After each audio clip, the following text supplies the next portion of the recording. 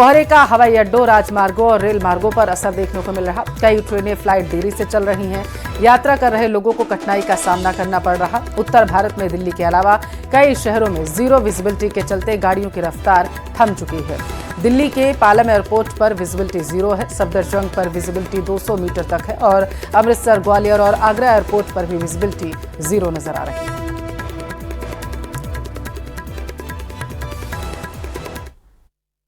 इन दिनों पूरा उत्तर भारत कोहरे के आगोश में है और बात अगर दिल्ली एनसीआर की जाए तो दिल्ली एनसीआर में इस वक्त कोहरा जो है वो चारों तरफ है और एक तरीके से ये कह सकते हैं कि दिल्ली कोहरे में कहीं ना कहीं खोई हुई नजर आ रही है। और इस वक्त हम अक्षरधाम के पास खड़े हैं। अक्षरधाम के पीछे आप तस्वीर देखें, यानी कि मेरे पीछे जो अक्षरधाम है वो कहीं खो गया है। तो कह सकते हैं कि इस कोहरे के आगोश में अक्षरधाम खो गया है और विजिबिलिटी भी बहुत सारी जगहों पर बेहद ज़्यादा कम है। पालम एयरपोर्ट पर विजिबिलिटी जीरो के बराबर है। सफदरजंग पर भी विजिबिलिटी बेहद ज़्यादा कम है और मौसम विभाग ने भी ये साफ कर दिया है कि इस तरीके की स्थिति अगले 2 दिन तक रहने की संभावना उनकी तरफ से जताई गई है, क्योंकि 17, 18, 19 तारीख को बेहद ज़्यादा कोहरा रहेगा, डेंस फॉग की स्थिति रहेगी और डबल अटैक तब होगा जब कोहरे के साथ साथ बारिश की संभावना भी मौसम विभाग की तरफ से व्यक्त की गई है। तो दिल्ली एनसीआर में इन दिनों मौसम की बात करें तो नैनीताल, शिमला का मज़ा आप दिल्ली एनसीआर में ले सकते हैं। और जिस तरीके से मैं आपको दिखा रही हूँ तो कोहरे की आगोश में खोई हुई दिल्ली नजर आ रही है और एक अलर्ट भी जारी किया गया है, ऑरेंज अलर्ट भी जारी है और साथ ही साथ मौसम विभाग की तरफ से लोगों के लिए भी अलर्ट दिया गया है कि जो लोग अपने सुनिश्चित मार्ग से अपने ऑफिसेज या कहीं काम के लिए, ज़रूरी काम के लिए जाते हैं तो गाड़ी की स्पीड जो है वो कम रखें, अपने गाड़ी की हेडलाइट्स को ऑन करके रखें ताकि किसी तरीके की दुर्घटना होने की संभावना यहाँ पर ना रहे। तो एक तरफ मैदानी इलाकों में ठंड अभी भी जोरदार हो रही है, तो वहीं पहाड़ी इलाकों में बर्फबारी हुई है। गुरुवार को बताया जा रहा है पूरे जम्मू कश्मीर में भारी बर्फबारी हुई। जम्मू संभाग के पटनी टॉप, नथा टॉप और सनासर में भारी बर्फबारी से पर्यटक बड़े रोमांचित नजर आए। पर्यटकों को खुशी है कि उन्हें ताजा बर्फबारी देखने को मिली और उसका अनुभव किया गया। बर्फबारी के बीच पर्यटक मस्ती करते हुए देखे जा सकते हैं।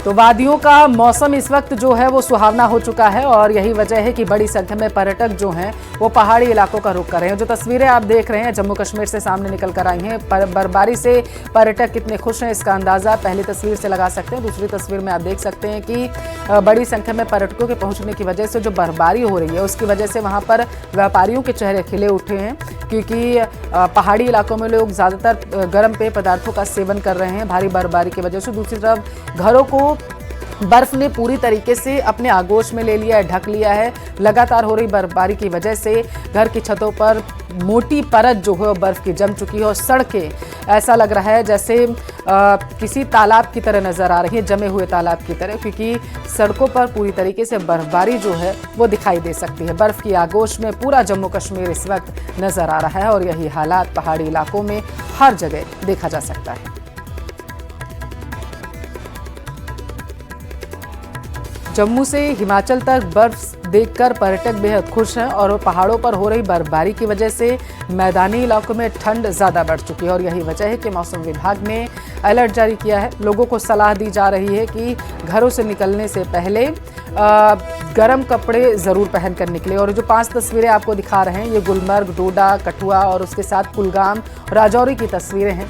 आप देख सकते हैं भारी बर्फबारी की वजह से चारों तरफ सिर्फ और सिर्फ बर्फ की चादर बिछी हुई नजर आ रही है। चारों तरफ सिर्फ बर्फ का नज़ारा ही देखने को मिल रहा है और इसका सबसे ज़्यादा आनंद वो लोग उठा रहे हैं जो इस वक्त जम्मू कश्मीर में मौजूद हैं, पहाड़ी इलाकों में मौजूद हैं, क्योंकि बर्फबारी होने की वजह से उनके चेहरे खिल उठे। पर्यटकों का कहना है कि उनका जो ये सफ़र था वो कामयाब हो चुका है, क्योंकि ताज़ा बर्फबारी उन्होंने अपनी आंखों से देख ली है। तो मैं फर्स्ट टाइम जो है सरथल में लाइव स्नोफॉल देखने आया हूँ, जो कि आज शुरू हो चुकी है लाइव स्नोफॉल। तो मैंने अपने दोस्तों को फ़ोन वगैरह किया कि भाई चलो लाइव स्नोफॉल देखने चलते हैं। तो आज जो है मैं फर्स्ट टाइम लाइव स्नोफॉल देख रहा हूँ। आप सब देख रहे हैं, आप सब भी इंजॉय करें और हम जो है काफ़ी इंजॉय कर रहे हैं यहाँ पे। मेरे दोस्त जो है वहाँ पे खेल रहे हैं बर्फ़ में।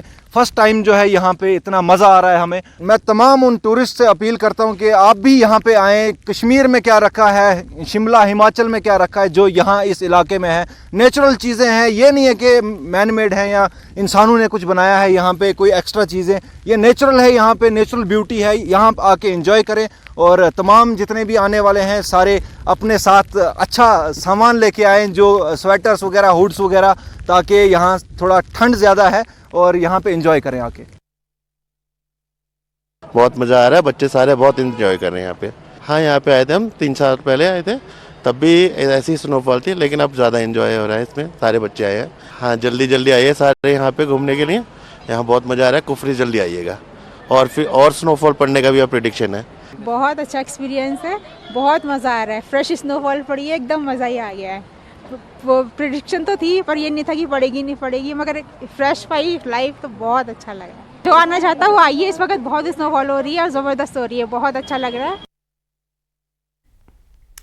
उधर उत्तराखंड में भी भारी बर्फबारी हो रही है। उत्तरकाशी जिले में गंगोत्री यमुनोत्री की चोटियां और हर्षिल घाटी में भारी बर्फबारी हुई। गंगोत्री हाईवे पर सुक्की टॉप से गंगोत्री तक ट्रैफिक रुक चुका है। बीआरओ की टीम स्नो कटर की मदद से बर्फ हटाने का काम तेजी से कर रही है। गुरुवार सुबह से ही आसमान बादलों से ढका नजर आया, जबकि निचले इलाकों में हल्की बूंदाबांदी से ठंड को और ज्यादा बढ़त मिल चुकी है। ऊंचाई वाले इलाकों ने बर्फ की सफेद चादर ओढ़ ली है। गंगोत्री और हर्षिल घाटी का दृश्य मनमोहक हो गया है, तो लेकिन सड़क बाधित होने के साथ हर्षिल घाटी में बिजली की लाइनों को नुकसान पहुंचा। हालांकि ऊर्जा निगम ने गंगनानी तक बिजली बहाल कर दी है। प्रशासन ने प्रभावित इलाकों में सतर्कता बरतने के निर्देश दिए।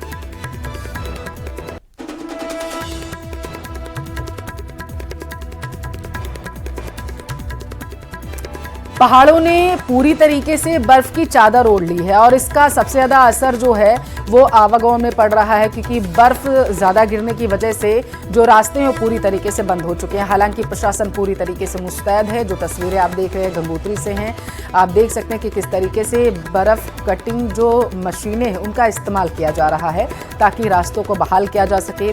सड़कों से बर्फ को हटाया जा रहा है ताकि किसी भी तरीके की अनहोनी से निपटा जा सके। बॉलीवुड स्टार सैफ अली खान पर जानलेवा हमले की घटना से पूरा देश इस वक्त हैरान है। हाई सिक्योरिटी बिल्डिंग में स्थित सैफ अली खान के फ्लैट में आखिर हमलावर कैसे घुस गए और क्यों उसने सैफ पर चाकू से हमला किया। घायल सैफ लीलावती अस्पताल में फिलहाल भर्ती हैं। उन्हें गहरे जख्म हैं। सैफ पर हमले की पूरी स्टोरी इस रिपोर्ट में।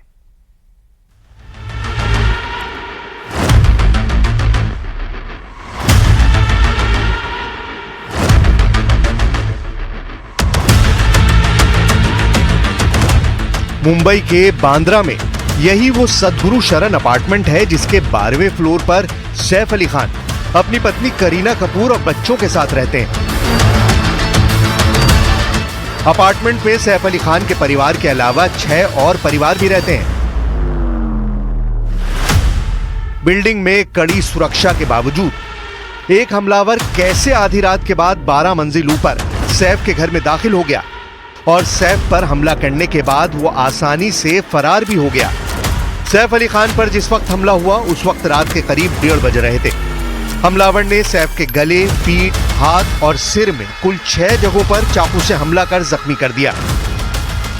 सैफ के हाथ में 3 जख्म, गर्दन पर 1 जख्म और पीठ पर चाकू के 2 जख्म मिले हैं। हमले के बाद सैफ को रात 2 बजे लीलावती हॉस्पिटल में भर्ती कराया गया।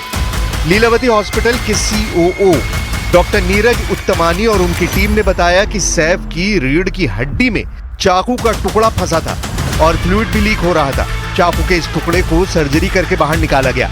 डॉक्टरों ने बताया कि एक्टर के बाएं हाथ पर 2 गहरे घाव थे और गर्दन पर भी गहरी चोट थी। सैफ के जख्मों की प्लास्टिक सर्जरी की गई है। Saif Ali Khan was admitted in the morning at 2 a.m.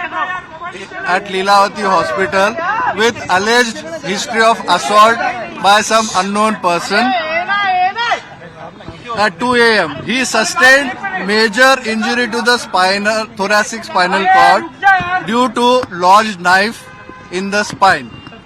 surgery was performed to remove the knife and also repair the leaking spinal fluid. 2 other deep wounds on his left hand and one on the neck was repaired by plastic surgery team.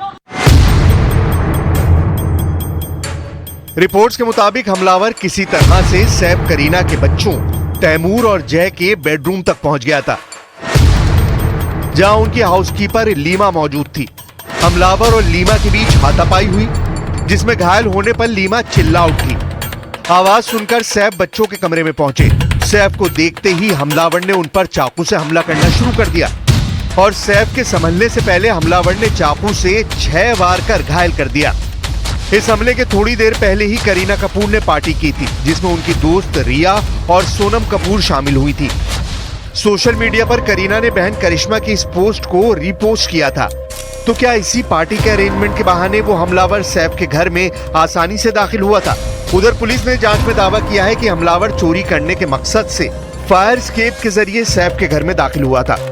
Saif पर हमला करने के बाद वो चोर सीढ़ियों से भाग निकला। एक एक्यूज्ड आइडेंटिफाई हो चुका है। उसने स्टेयरकेस का यूज़ किया था, ये पता चला है। उस एक्यूज को अरेस्ट करने के लिए टीम्स फील्ड पर है। 10 डिटेक्शन टीम्स हैं जो अलग अलग डायरेक्शंस में काम कर रही है। एक एक्यूज्ड है, वो एक्यूज्ड की मूवमेंट उस अपार्टमेंट में कल रात में ये इंसिडेंट्स के समय पे देखी गई है और उस दिशा में इन्वेस्टिगेशन चल रहा है। पुलिस का दावा है कि सैफ के अपार्टमेंट की सीसीटीवी फुटेज में 2 संदिग्ध दिखाई दिए हैं, जिनमें से एक शख्स को हिरासत में लिया गया है, जबकि दूसरे की तलाश जारी है। इस मामले में Mumbai police attempt to murder की एफआईआर दर्ज कर जांच में जुट गई है। पुलिस की कुल 10 टीमें हमलावर को पकड़ने निकल पड़ी हैं।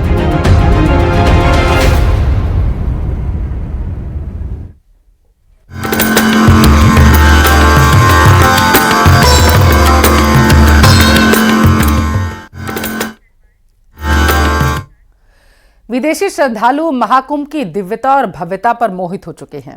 हर दिन महाकुंभ पहुंच रहे हैं श्रद्धालु, व्यवस्थाओं और अनुशासन की तारीफ कर रहे हैं। कह रहे हैं कि ऐसी दिव्यता, भव्यता और शांत वातावरण पहले कभी उन्होंने देखा ही नहीं।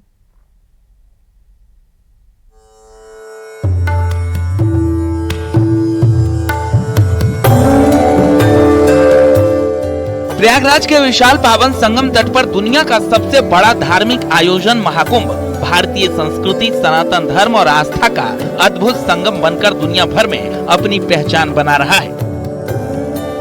महाकुंभ में करोड़ों श्रद्धालु आस्था की डुबकी लगा चुके हैं और हर दिन सुबह तड़के श्रद्धालु त्रिवेणी संगम पर आस्था की डुबकी लगाते दिख रहे हैं।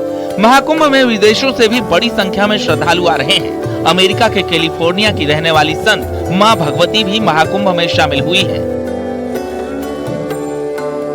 हरिद्वार के ऋषिकेश स्थित परमार्थ निकेतन से साध्वी मां भगवती सरस्वती जुड़ी हुई हैं। साध्वी मां भगवती ने महाकुंभ की व्यवस्थाओं को लेकर पीएम मोदी और सीएम योगी की खूब तारीफ की। आस्था से आए, ये सचमुच एक आस्था और व्यवस्था का संगम। लोग अपने आस्था से आए और हमारे अमेजिंग सरकार ने इतना व्यवस्था दी, इतनी सुरक्षित है। लोग पूरा विश्व से मुझे फोन्स आते हैं, मैसेजेस आते हैं कि हम आना चाहते हैं लेकिन डर जाते हैं। इतने लोगों के बीच में क्या करेंगे, शायद कुछ होगा। तो मैं सबको ऐसा दिल से आश्वासन देती हूँ कि बिल्कुल चिंता मत करिएगा, सब भी आ जाओ। जो हमारे ऑनरेबल मोदी जी और ऑनरेबल योगी जी ने किया, कराया हम सब लोगों के लिए, आप दंग रह जाएंगे। आप आएगा, स्नान करिएगा। हर दिन महाकुंभ के भव्य आयोजन ने न केवल देश भर के श्रद्धालुओं को आकर्षित किया है, बल्कि विदेशी श्रद्धालु भी इसकी दिव्यता से अभिभूत हो गए हैं। विदेशी श्रद्धालु महाकुंभ में की गई व्यवस्थाओं और अनुशासन की तारीफ करते हुए कह रहे हैं कि संगम पर सुरक्षा, स्वच्छता और श्रद्धालुओं के लिए अद्वितीय सुविधा देखकर सुखद अनुभव हो रहा है। ऐसा दिव्य और शांत वातावरण पहले कभी नहीं देखी। It is amazing for me to see the amount of people here praying, loving, caring, feeding. The only place in the world you can see this is in India. I think Yogi and the organizers, the administrators here of Uttar Pradesh, have done a phenomenal job of creating the logistics that allow us to come together. The work of bringing hundreds of millions of people together from around the world is a massive work to do. This Kumbh Mela, I was noticing when we were in the Sai Snan, everything is very well taken care of and organized, and I've been very impressed. बता दें कि करोड़ों लोगों की आगवानी कर रहा प्रयागराज महाकुंभ का पहले 2 स्नान सकुशल संपन्न हो चुके हैं। पौष पूर्णिमा पर करीब 1,75,00,000 श्रद्धालुओं ने स्नान किया, तो मकर संक्रांति पर करीब 3.5 करोड़ श्रद्धालुओं ने आस्था की डुबकी लगाई थी। Bureau report, news 18। महाकुंभ में नागा साधुओं की अद्भुत दुनिया दिखाई दे रही। रात में नागा साधु चश्मा लगाए हुए दिखाई दिए। नागा साधु से न्यूज़ 18 ने खास बातचीत की, विस्तार से सुनिए आप। एक स्थिरता होनी चाहिए नहीं, 1 सेकंड के अंदर 50 दृश्य बदल रहे हैं, तो आप कहाँ पर हो उसमें से। तो आपको उसका पता लगाना है, तो आपको ध्यान करना पड़ेगा कि अपनी स्थिति क्या है। तो वो चीज है कि ये तो स्थिर चीज है, वर्तमान हमेशा है।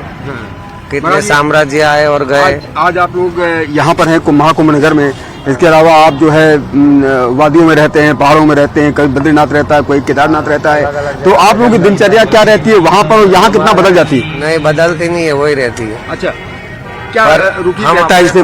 अपने हिसाब से, मतलब के नीति नियम जो है वो हमारे अपने कमिटमेंट के होते हैं। जैसे हमने जो नियम लिए हैं वो हमारे अपने होते हैं, तो उसमें मतलब कि हम किसी को दिखाने के लिए ये सब नहीं कर रहे। महाकुंभ में सनातन परंपरा के सभी 13 अखाड़ों की छावनी स्थापित हो चुकी है। अखाड़े की छावनी में जहां इष्ट देव विराजमान है, तो वहीं हर अखाड़े की छावनी में धर्म ध्वजा भी स्थापित है। लेकिन महानिर्वाणी अखाड़े में एक साथ 2 ध्वजाएं फहरा रही। एक अखाड़े की धर्म ध्वजा है तो दूसरी पर्व ध्वजा है।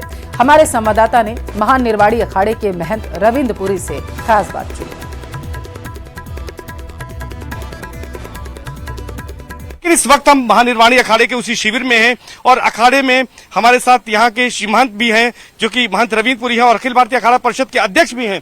हम उनसे बातचीत करेंगे और जानने की कोशिश करेंगे कि महानिर्वाणी अखाड़े की आखिर कितनी पुरानी परंपरा है और यहाँ पर 2 धर्म ध्वजाएं क्यों फहराती हैं। महाराज, इसकी क्या परंपरा है? ये श्री पंचायती अखाड़ा महानिर्वाणी भगवान कपिल महामुनि जी हमारे इष्ट देवता है। औरंगजेब के जो पुत्र थे शाहजहां, उनके सैनिकों के द्वारा यहाँ कुंभ मेले पर आक्रमण हुआ। ये जो किला बनाया गया था, अकबर के जो पुत्र थे, ये जो अकबर का जो किला बना संगम पे, इसको बनाने का मूल उद्देश्य एक यही था, किसी भी तरह से कुंभ को डिस्टर्ब किया जाए, उसको बंद किया जाए। तो उन्होंने इसका प्रयास किया। तो एक बार उनके सैनिकों ने आक्रमण किया कुंभ के ऊपर, तो अखाड़े के नागा सन्यासियों ने 4 ग्रुप में विभाजित होकर के सबसे पहले किले पर आक्रमण किया। एक ग्रुप ने जो है रात्रि में 2 बजे पर्व ध्वजा स्थापित किया और एक ग्रुप ने अपने इष्ट देवता को ले जाकर के स्नान करवाया और फिर घोषणा की कि आपने जो पर्व बंद करने की चेष्टा की थी उसको दोबारा हमने स्थापित कर दिया है। तो धर्म ध्वजा की जो स्थापना होती है वो प्रवेश के पहले होता है और पर्व ध्वजा जो हमारे श्री पंचायती अखाड़ा महानिर्वाणी में लगाई जाती है, मकर संक्रांति का जो स्नान होता है, जिसको वर्तमान में अमृत स्नान हम कहते हैं, शास्त्रों में अमृत स्नान का ही उल्लेख आता है, क्योंकि अमृत की जो बूंदें गिरी थी 4 जगह पर, उसमें एक प्रयागराज का तीर्थ है, गंगा यमुना सरस्वती का जो पावन तट संगम है। तो उसके बाद पर्व ध्वजा को स्थापित करके हम लोग नागा सन्यासी सब स्नान करके आए। तब से ये परंपरा निरंतर चली आ रही है और आज भी, चूंकि परसों ही ये स्नान व्यतीत हुआ है मकर संक्रांति का, तो रात्रि में 2:30 बजे जो है सभी सन्यासियों ने मिल करके पर्व ध्वजा को स्थापित किया। उसके बाद सबने शाही स्नान किया।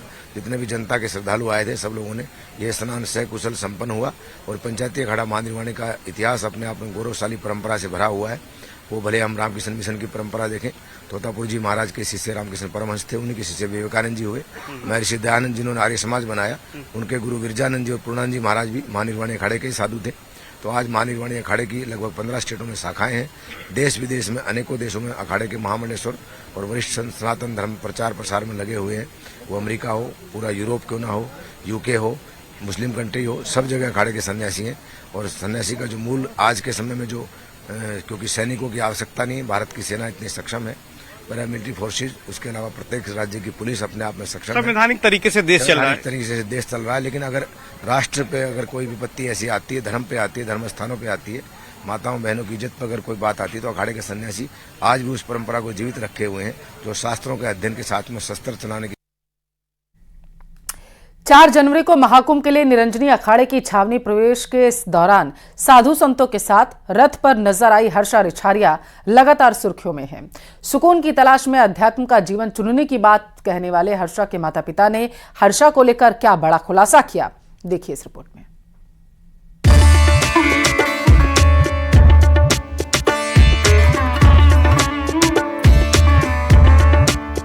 महाकुंभ 2025 में महामंडलेश्वर कैलाशानंद गिरी जी महाराज की शिष्या हर्षा रिछारिया मॉडल साध्वी के नाम से सुर्खियां बटोर रही हैं। न्यूज 18 ने हर्षा रिछारिया के बाद अब हर्षा के माता पिता से खास बातचीत की है। इस खास बातचीत में हर्षा रिछारिया के माता पिता ने हर्षा को लेकर कई बड़ी जानकारी दी। भोपाल में रह रहे हर्षा के माता पिता ने बेटी के इस तरह फेमस होने पर खुशी जताई। साध्वी नहीं है, नॉर्मल लड़की है, नॉर्मल दीक्षा ली है, भगवान की पूजा कर रही है, गुरुओं के साथ है। जो इंसान लाखों की पब्लिक होके भी जिस गुरु के पास दर्शन के लिए नहीं जा पा रहे हैं, वहाँ आज मेरी बेटी सेवा कर रही है। इससे बड़ी खुशी और क्या हो सकती है हमारे लिए। हर्षा रिछारिया की माता किरण रिछारिया ने बताया कि हर्षा सनातन धर्म के प्रचार के लिए लगातार काम करेंगी, युवाओं को सनातन के प्रति जोड़ने का काम करेंगी। वो एंकरिंग करती है, शुरू से प्रोग्राम होस्ट करती थी, इवेंट मैनेजमेंट का काम भी करती है। फिलहाल उसने छोड़ रखे थे क्योंकि उसने बोल दिया था कि 2025 से जब से ये कुंभ मतलब हम करेंगे, स्नान करेंगे, गुरु के यहाँ रहेंगे, तब से हम सारे इवेंट वगैरह छोड़ देंगे। अब जो आने वाली बच्चे हैं, मतलब जो उसकी उम्र के हैं, युवा पीढ़ी है, जो भटक रहे हैं रास्तों में, इनके लिए मुझे सनातनी का काम करना है, सबको अपने धर्म से जोड़ना है। ये तो उसका मुद्दा था, बहुत दिन से बोलती थी। इनको ही हमें मार्गदर्शन दिखाना है, जगह जगह जाके ऋषिकेश में कहीं भी ये बोला कि आने वाले बच्चों को हमें सिखाना चाहिए। वहीं हर्षा रिछारिया की शादी के लिए उनके माता पिता लड़के देख रहे हैं, लेकिन शादी का संयोग नहीं बनने के कारण हर्षा की अभी तक शादी नहीं हुई है। जल्द ही हर्षा की शादी होगी। माँ हूँ तो सोचती तो हूँ हर साल की, इस साल करना है, इस साल करना है, पर शायद भोलेनाथ का भी नहीं होगा, शादी का संयोग नहीं होगा, इसलिए टल जाती है। वहीं हर्षा के पिता दिनेश रिछारिया का कहना है कि उनकी बेटी को गुरु मंत्र मिला हुआ है और वो उसका अनुसरण कर रही है। उनकी बेटी कामकाजी पढ़ी लिखी लड़की है, लेकिन अभी साध्वी नहीं बनी है। वो बात जो उसकी माँ ने कही वो सही कही है। उसने साध्वी की दीक्षा नहीं ली है। एक ग्रस्त जीवन में जो अपन गुरु दीक्षा लेते हैं वो दीक्षा ली है। शंकराचार्य जी से निवेदन किया था, उनके चरणों में बैठ के उन्होंने सहर्ष स्वीकार किया, उन्होंने दीक्षा दी, उन्होंने अपना शिष्य बनाया। शिष्य बन के वो अपना जो गुरु मंत्र दिया है, आगे पूजा पाठ का जो वो दिशा निर्देश करते हैं, उसका वहाँ रह के वो अध्ययन कर रहे हैं। बता दें। और चलिए इसी के साथ फिलहाल के लिए इस बुलेटिन में इतना ही। एक ब्रेक के लिए रुकेंगे।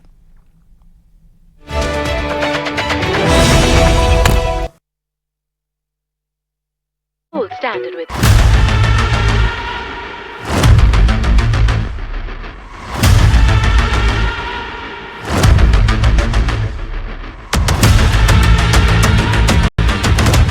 मुंबई के बांद्रा में यही वो सद्गुरु शरण अपार्टमेंट है जिसके 12वें फ्लोर पर सैफ अली खान अपनी पत्नी करीना कपूर और बच्चों के साथ रहते हैं।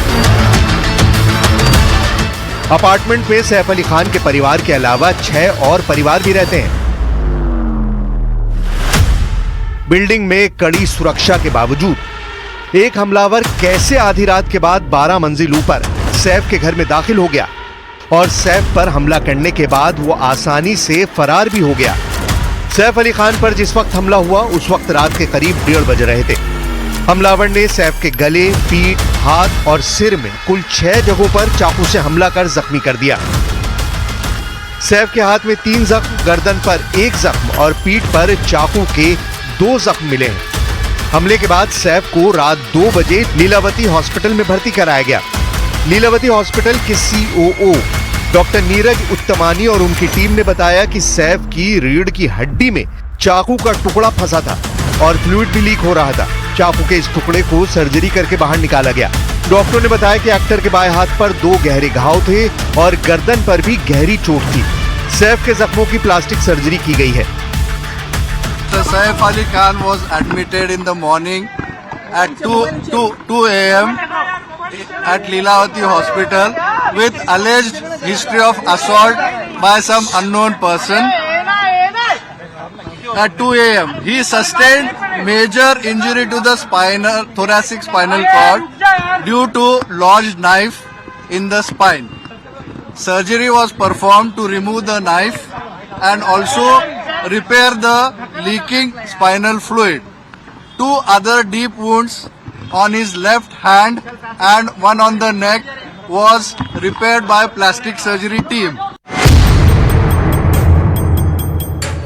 रिपोर्ट्स के मुताबिक हमलावर किसी तरह से सैफ करीना के बच्चों तैमूर और जय के बेडरूम तक पहुंच गया था, जहां उनकी हाउसकीपर लीमा मौजूद थी। हमलावर और लीमा के बीच हाथापाई हुई, जिसमें घायल होने पर लीमा चिल्ला उठी। आवाज सुनकर सैफ बच्चों के कमरे में पहुंचे। सैफ को देखते ही हमलावर ने उन पर चाकू से हमला करना शुरू कर दिया और सैफ के संभलने से पहले हमलावर ने चाकू से 6 वार कर घायल कर दिया। इस हमले के थोड़ी देर पहले ही करीना कपूर ने पार्टी की थी, जिसमें उनकी दोस्त रिया और सोनम कपूर शामिल हुई थी। सोशल मीडिया पर करीना ने बहन करिश्मा की इस पोस्ट को रीपोस्ट किया था। तो क्या इसी पार्टी के अरेंजमेंट के बहाने वो हमलावर सैफ के घर में आसानी से दाखिल हुआ था? उधर पुलिस ने जांच में दावा किया है कि हमलावर चोरी करने के मकसद से फायर एस्केप के जरिए सैफ के घर में दाखिल हुआ था। सैफ पर हमला करने के बाद वो चोर सीढ़ियों से भाग निकला। एक एक्यूज्ड आइडेंटिफाई हो चुका है। उसने स्टेयरकेस का यूज किया था, ये पता चला है। उस एक्यूज को अरेस्ट करने के लिए टीम्स फील्ड पर है। 10 डिटेक्शन टीम्स हैं जो अलग अलग डायरेक्शंस में काम कर रही है। एक एक्यूज्ड है, वो एक्यूज्ड की मूवमेंट उस अपार्टमेंट में कल रात में ये इंसिडेंट्स के समय पे देखी गई है और उस दिशा में इन्वेस्टिगेशन चल रहा है। पुलिस का दावा है कि सैफ के अपार्टमेंट की सीसीटीवी फुटेज में 2 संदिग्ध दिखाई दिए हैं, जिनमें से एक शख्स को हिरासत में लिया गया है, जबकि दूसरे की तलाश जारी है।